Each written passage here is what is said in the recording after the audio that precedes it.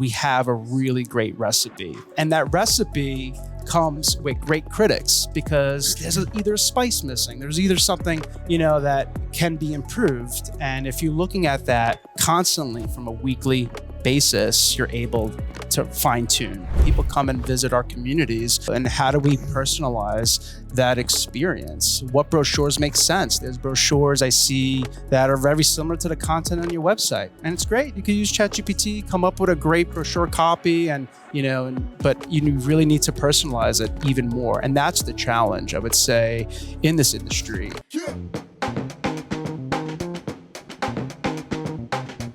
We're here with Steven from Bozzuto. Steven, go ahead and introduce yourself. Sure. My name is Steve Longobardi.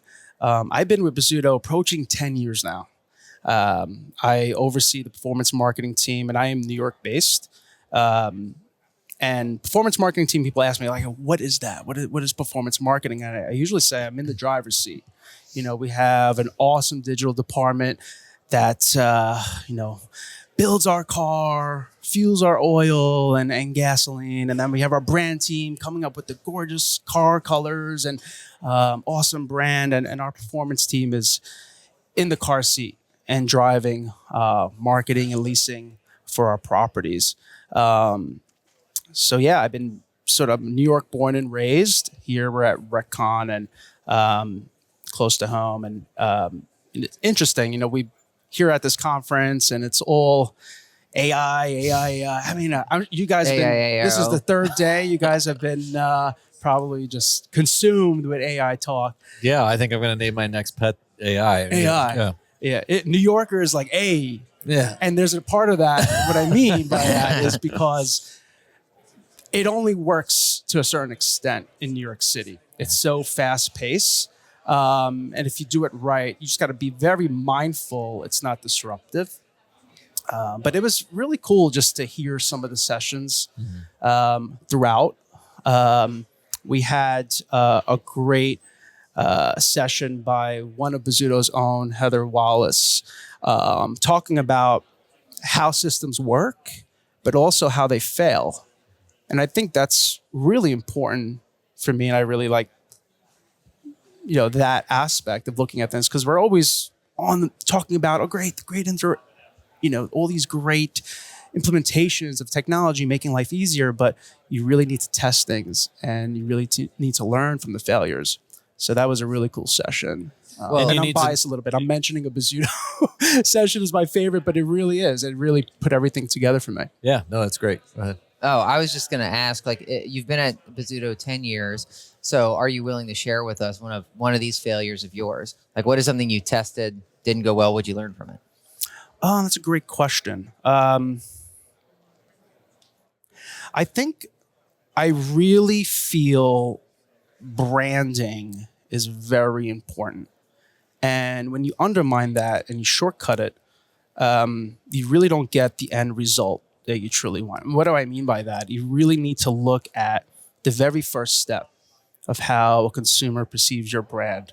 And as an asset manager, marketing director, you really need to make sure that everyone in the room is on the same page, that branding, driving the story is important.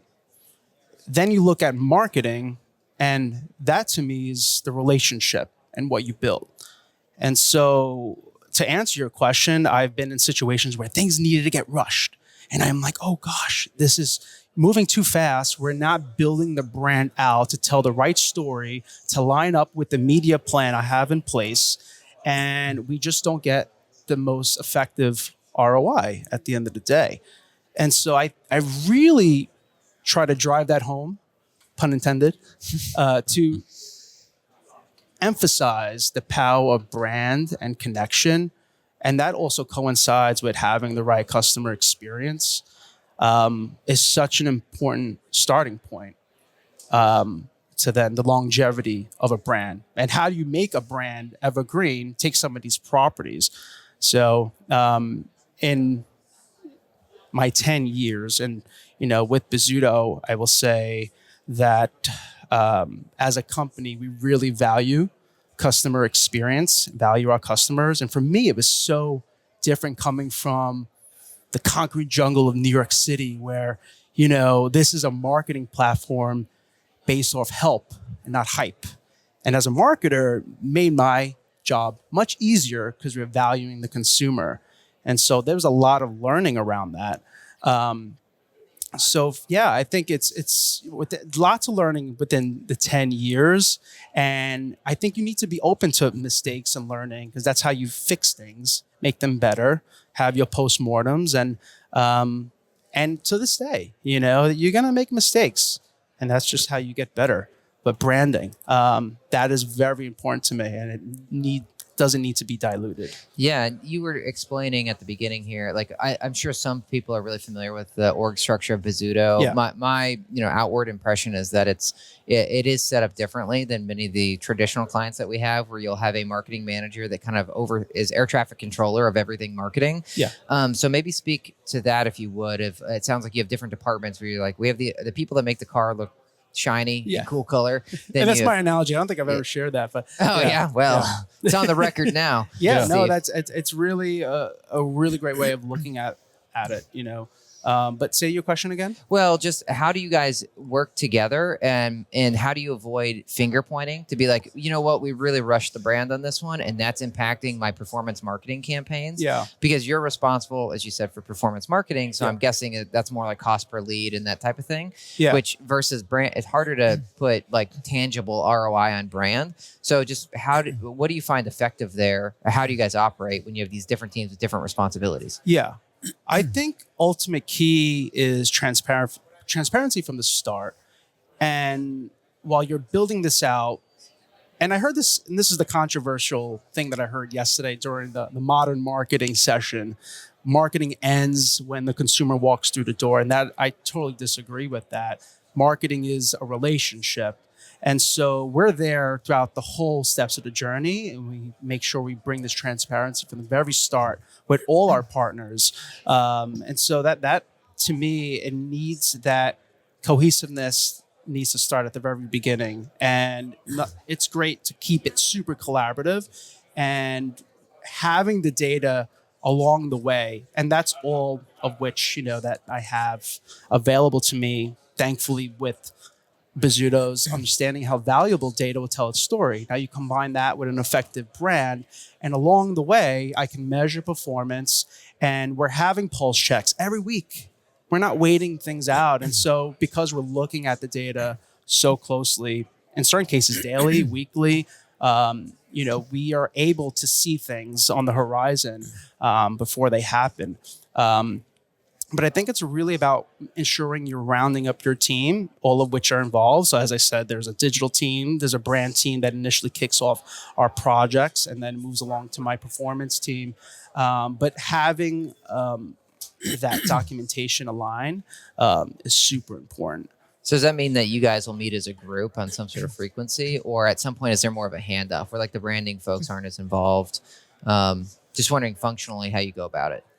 Yeah, branding team, I feel the way we treat brands, there's never a cord that gets, cut, and really branding, they're always involved throughout. We believe in longevity in our brands. And when I say our brands, the properties that we create are sort of the brands. Bozzuto is the ingredient brand where, It's the salt. who's taking care of. Yeah. We're we often say we're like the Gore-Tex to the North Face, right? And really it's about just really working together. And then you have tech involved, and at the end of the day, it needs to make sense. You need to understand what those friction points are, and you need to really just and we vet our tech. And this was mentioned in the session by Heather, and stating it could take up to 2-3 years sometimes for us to run through our pilots. And that's just the nature of us being very mindful of our consumer. It needs to make sense. So it really, from start to finish, there's so much involved, but I think we have a really great recipe. And that recipe comes with great critics, because there's either a spice missing. There's either something, that can be improved. And if you're looking at that constantly from a weekly basis, you're able to fine tune. So yeah, I think it's just, that's No, that's great. That's Yeah. helpful. Reed, he mentioned the ROI. He mentioned like it could take 2 years to basically test something out and see the fruits of it. Yeah. These are usually things that you latch onto, so that's why I'm Uh, passing yeah. the ball. Well, counterpoint, I guess, on the whole branding thing that Yeah. we often hear with clients. And so I don't know if you have a strong like footnote or qualifier on that emphasis on branding and the ROI that you get from it, is that if it's a short hold, maybe that's not something you should be leaning in to as much, because we're big proponents of brand. But then if somebody's like, what's the likelihood that I'm going to realize some ROI or benefit from that branding if I'm just going to be turning the property around in a couple of years? right. But you guys at Bozzuto, almost exclusively, it's long-term holds that you guys, or I mean, is it a blend? I didn't know if there's much. I think from a vision standpoint, you want to create brands for the long term, regardless of what an asset manager's goals are. Huh. Right, that is important. We're creating. These are our consumers. This is the warm fuzzy blanket that we have around our residents, and the brand needs to feel long term. So I honestly feel as a marketer, we're very aware of a financials short-term long goals, but short-term long-term goals, but from a brand perspective, I think you really need to There's look at value the regardless. Yeah, of course. Yeah. Of course. I guess it's the Don't let the story end early. spectrum or gradient. I totally agree with you. When somebody walks in the door, I think that's your opportunity to kind of follow through on the marketing promise Yeah. and reinforce that, so Yeah. that definitely doesn't stop once somebody walks in. It's like, you got to basically follow through on those commitments that you made to excite them, inspire them in the first place. Right. For sure. So it's just a different like cycle of the marketing. But wanted to ask you, David was like, name a failure, that maybe you've encountered or a situation, and what did you learn from it? I think I'd be curious to hear if you agree with this, but we often talk about what success looks like. If you're coming in with new technology or new solution, it's like, well, what does success really look like? But very few, I feel like, marketers and operators say, what does failure look like? Yeah. Because sometimes, and maybe in this industry a lot, people don't know what that looks like. And that's why you end up with kind of Frankenstacks or solutions that just don't seem to go away. It's like, why are we still doing that? Right. And it's not because you couldn't define success, but you didn't really establish failure. No. And I just think that's I guess, an opportunity, as funny as that may sound, for the industry, to think a little bit more differently about it with all the tech. Of course. And you're going to fail. And that's sort of the nature of it. It's interesting in this conference, another controversial thing I'll say. You guys like that, right? Yeah. This Bring is it gonna on. Get the views, huh? Yeah, we live for it. But a big thing, I think we're so fixated on the technology, but we really need to. And this also coincides with the statement that marketing ends at. When the prospect walks in the door, that's it. I give you leads or whatever. But if you look at it in an analog approach to having a foundational customer service, at the end of the day, you stand up, you greet someone, hello, hit them with a smile, hit them with a compliment. There's only so much, and also taking this big market like New York City, it's high pace. You really need to long for that human connection. We all want it now more than anything. And I really feel that as we progress with this AI, that longing for human connection is just going to grow even further. And I'm fully on board with making things easier on demand. We're used to it. On Amazon, my packages come by the end of the day in certain cases. And I'm all for that. It's been properly vetted. And this was also mentioned by Marcy during one of her sessions, that her husband complimented her shoes. Her husband complimented. So I think the sentiment is always going to come from a human. And so I encourage firms to really look at your high tech, high touch tech exposure, but also think about the analog, because at the end of the day, we're humans, and we really long for that. And Are you leasing is- a human? I'm just not sure at this conference if I'm actually talking to humans or not. Some people are like, yeah. I believe it. Well- Yeah, there was a session yesterday. Gentleman was just like, I felt like someone must have just like increased his volume. He was going. It was like almost like a Grant Cardone. Oh my persona. gosh, nice reference. Me saying that, you probably know who I'm talking about. But it's great. And I think that everyone in the room, and that was the one thing I looked at, and marketers, we read people. Sure. We could put ourselves in people's shoes.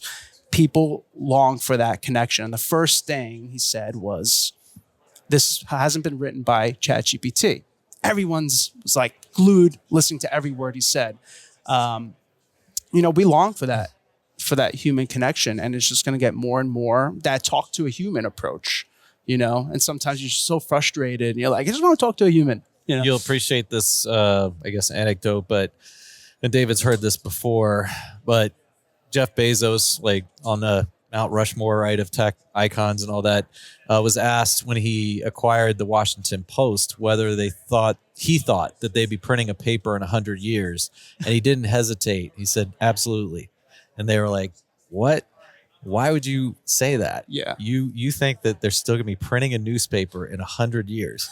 And he said the reason, and I think he quickly said, do you see horse and buggy like in downtowns?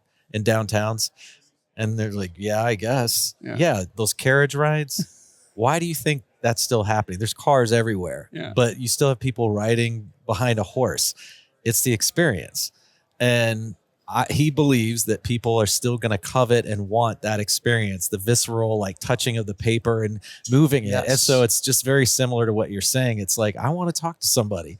And even 100 years from now, he's like, I'm telling you that they're still going to be printing papers. We all want the Wilson volleyball at some point, we need to have a conversation, and we're going to really long for that.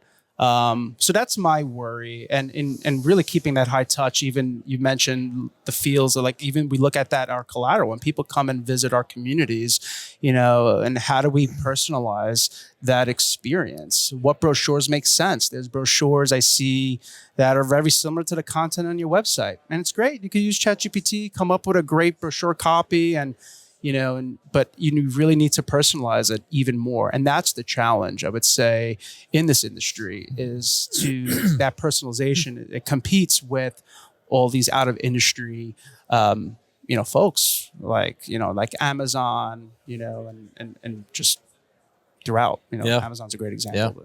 But, Well, Steve, before we get out of here, I wanted to give you a chance to ask us a question. It's safe because we're not your vendor, so you can. But I want to offer to you is, like, put us in the hot seat. What is? I don't know. You should ask Trevor. He kind of wants to work. I'm gonna be careful. Well, ask us a question that you've not gotten a straight answer from a vendor, or I don't know, just something that you would want that you haven't asked, that you didn't feel like it was safe to ask a vendor. Oh, I mean, I haven't thought about it that way, but what would I ask?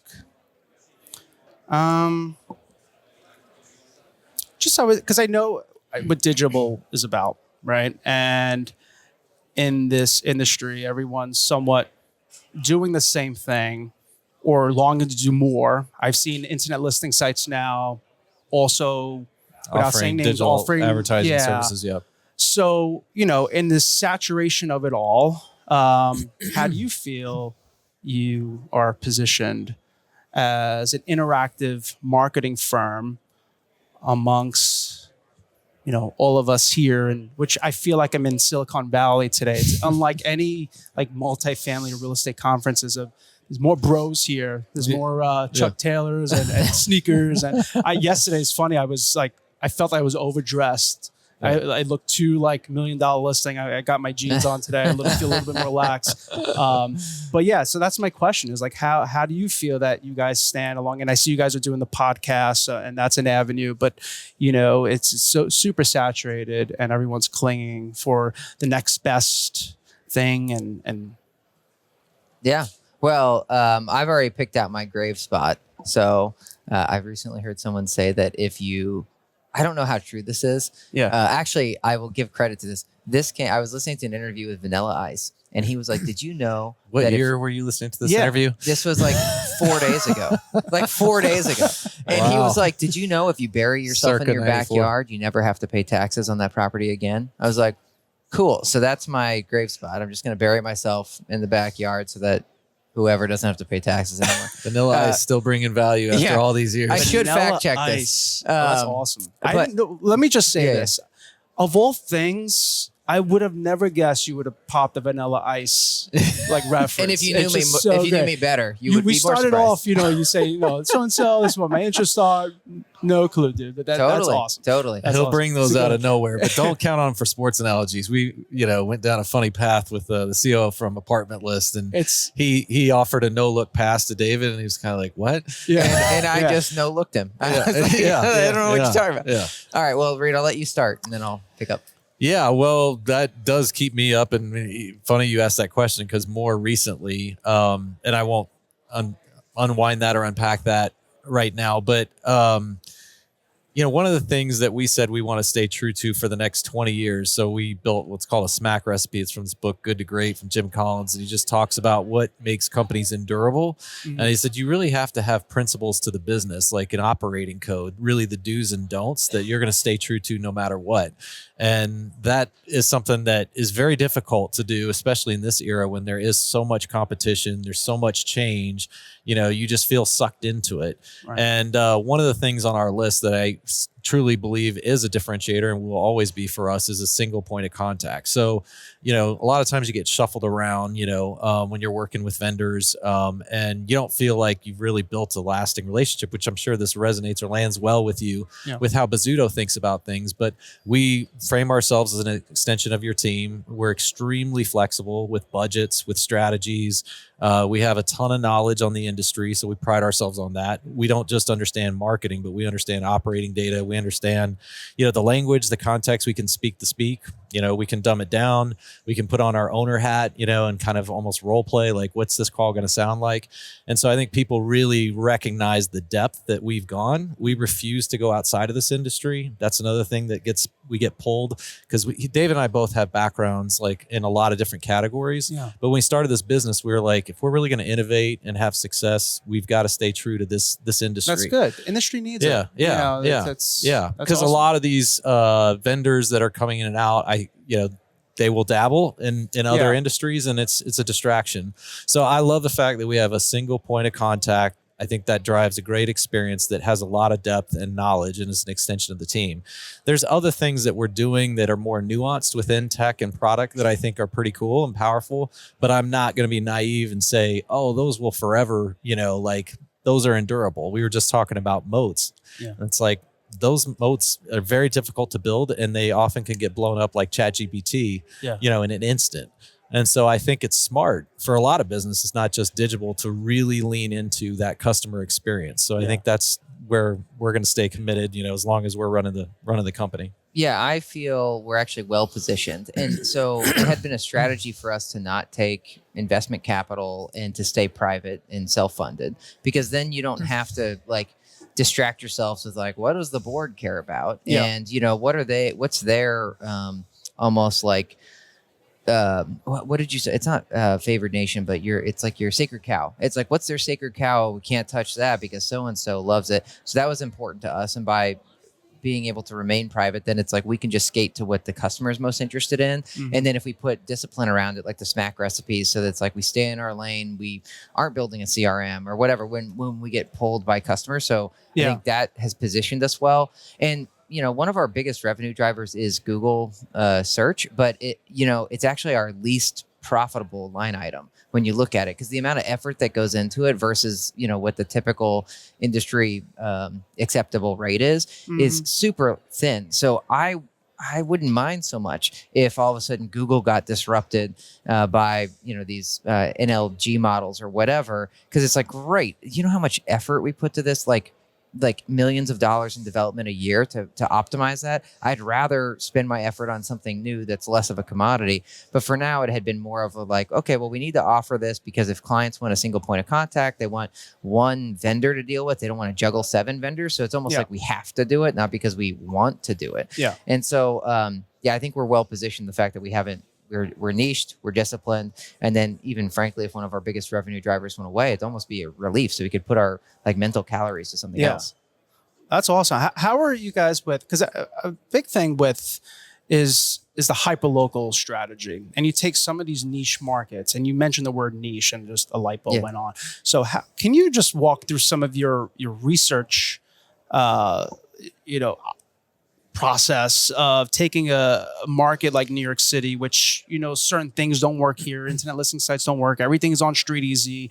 I have, a big PPC budget, and where you work with brokers. And so there's a lot of that relationship and, minimal AI to a certain extent, but, it's very vested in paid search, but you need to know your hyperlocal neighborhoods. You need to know all of these nuances that, like I just mentioned, and that's just barely scratching the surface. Right. So I would love to hear what your hyper local strategy. So that way, when you and I have a strategy call kicking off, you're not dropping words in different neighborhoods, and I'm like, because New Yorkers, that's the thing with New Yorkers, we feel comfort with other New Yorkers, and so that's really tough. When someone doesn't know the sort of intricacies of the neighborhood, and so.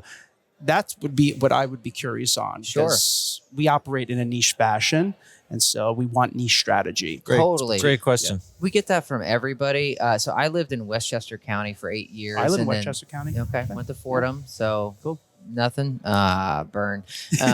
Anyways, so New York City, though, is one of the most challenging places to me when it comes to your job, performance marketing, versus versus using an ILS like Street Easy. I think that there's still a ton of value in things like Street Easy. The challenge with New York City specifically is depending what corporate limitations you have put on from a fair housing perspective. So I'm just curious, what have you guys decided to do as far as like location-based targeting? Like it's a very gray area when it comes to fair housing. And so have you guys put any corporate policy in place? Of course. Yeah, we're very mindful of that within the parameters. From a hyper-local standpoint, what, because we have met some clients that have, must do a minimum radius of 20 miles. And it's like, well, if that's in Manhattan, I'm hitting Jersey. Why do I want to hit Jersey? So I'm just wondering. Right. How you it's just a matter of understanding the neighborhood affinities, understanding your competition, understanding the sort of the lease patterns and the vacancies and it's very much in depth of knowing what the parameters are. Of course, things are just getting a bit tight now with the parameters with fair housing and and they're coming on Google. We're seeing it recently with social media. And so of course, keeping things at a high level, we operate very safely, but there's just in the talks of strategy, it's also important where I see success is you as the firm asking the right questions to develop the strategy. And those questions won't necessarily come from the marketer will come from the leasing agent, and in the process of it all.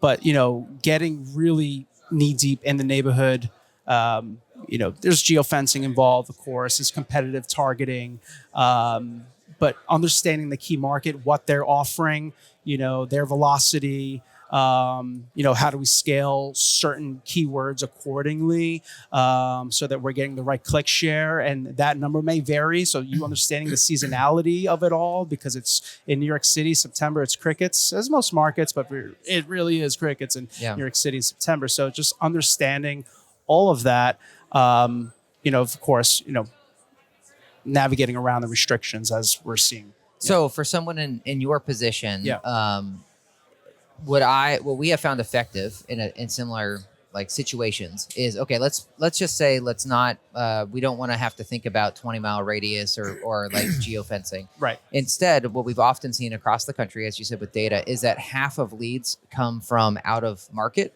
and half the leads are in market. Mm-hmm. So that's just like if you just naturally build a campaign, but you have a lot of people relocating to New York City. They don't know the hyperlocal market as well. So in this case, if you, let's just say you were one of these organizations that said it must be a 20-mile radius, I can't go tighter. Yeah. It's like, okay, well, I don't want to advertise to someone in Jersey City for my neighborhood. That doesn't make sense to me. At least like meaning I don't want to catch them with this blanket radius targeting. So then just kill anything local and then just focus on generating leads from relocation folks moving into the country or moving into the city. Yeah. And then they don't necessarily know the hyperlocal targeting as much. We should still be targeting that, but they're not as, I guess, deliberate on like, okay, it's got like, I know the nickname for this neighborhood and like, it's got to be phrased this way. Now that should be something that you gather on a discovery call with the property to say like, how are people referring to this? Like, but most folks are like, they want to live within like 10 minutes of work. And so really it's like, okay, great. Property's located here. Let's look at all neighborhood names and commute times like from here that are 10 minutes. And then you can target that for the relocators and you will get enough folks. And what's also interesting about from a performance marketing standpoint that you were mentioning, I think it was earlier with COVID, when people are relocating, they don't have the luxury to just like walk in the door. Right. And so if you're focused on relocators, you can actually prove out performance marketing more easily because they are forced to call or convert on the website versus someone that's like, they Googled it and then they're like, you know what, I'll just walk in there on my lunch hour. So you actually often see your cost per acquisition come down because you can actually prove it versus like, well, shoot, was it that sign spinner that we hired for those 4 hours that caused these leads to come in or was it my Google campaign? Yeah. So anyways, that's just how we've approached it when you start having those particular issues. I would add on, I guess, that there's a thorough discovery process for us. We have 98% of our business is not in our backyard. Right. So we're in Denver, Colorado. We have at this point over 200 markets. We try to, of course, leverage the value that we get each time we're in a new market, but we know how nuanced it is. Dave and I both refer to like apartments as snowflakes, like no two buildings are the same. And so even if they're both in the Bronx or in a specific borough, we know that there's probably going to be, some idiosyncrasies or distinctions between those two buildings that we have to factor into our strategy. So we'll try to get the jump on that with what we already know and being a collaborative agency. But then we love the part of building a relationship, asking questions, and we don't want to waste people's time, but it usually isn't a waste of time to interview a property manager, to interview, a marketer. That is so important. Yeah. So we love that. That's a big part of how we build trust and relationships. Yeah. Because we're not playbook. That's not how it works for Digible, where it's like this, what works here. We don't even believe that from two buildings in the same zip code. Yeah. So we will definitely get deep, go through a discovery process, and then we will encourage people to look at the optimizations we make on keywords. We'll often start with as many as 1,500, and we're like, those won't look the same. The amount or the keywords themselves, that's a way to hold accountability, a digital agency accountable. Right. It's like, so in 3 months, are you still running with the same keywords? Yeah.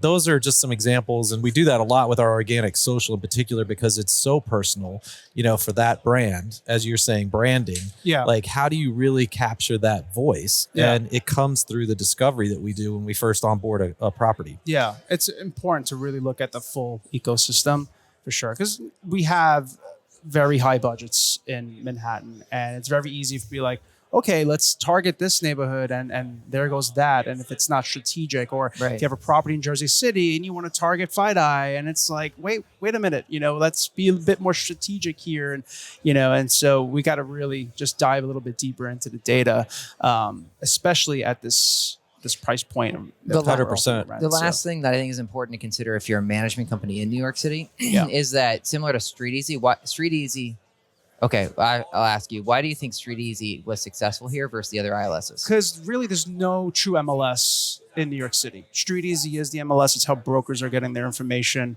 And so they've dominated, in the past decade or so. And it has been the go-to organically, even word of mouth. So it's just known. Yeah. Totally. And I think one big differentiator versus the incumbent ILS is like a nationwide is that StreetEasy was developed to basically market as single unit versus a building. And most of the rest of the country markets a building, not a unit. Mm-hmm. So like just the way they accept the data and you search for that. That's very true. Is very different. We send them data differently than we would Zillow, which is their main company. Exactly. And that's just because they want things at a unit level. And I think that's great. I think that's how people are looking at apartments. That's what people care about. We use, virtual touring to see the specifics of not only the apartment with or without furniture, augmented, or what do the views look like, and and then like you said, if 50% are coming overseas, you need to have these components in place. Right. Yeah. So my point with that is when you work with your Google spend or whatever, you need to.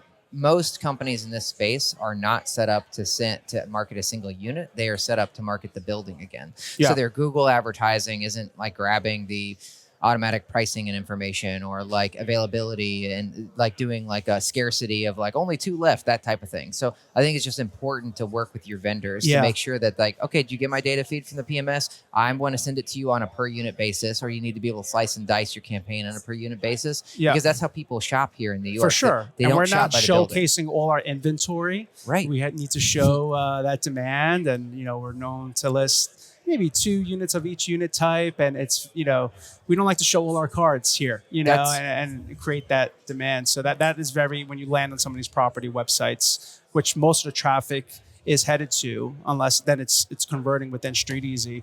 But that is very true, and that ecosystem where they go, you want to make sure that you have the virtual tour, all these expectations. You want to be able to schedule a tour, and scheduling a tour, that was a big thing for Bozzuto 10 years ago. It was unheard of to be able to have a tour schedule, and now everyone has it. It was inspired by Apple, of course, or we've used a Sephora model as well. You couldn't get an appointment in Manhattan. You need to have known a broker, or if you walk in, it's like, no, you need to have an appointment.